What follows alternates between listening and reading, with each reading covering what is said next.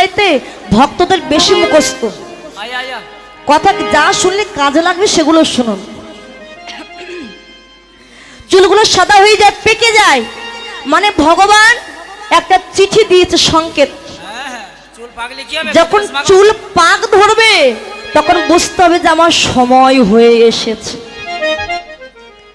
আমার সময় হয়েছে, আর বেশি দিন বাঁচবো না, কার কখনো হবে মৃত্যু, তার যে কদিন বাঁচে একটু হরিনাম করি।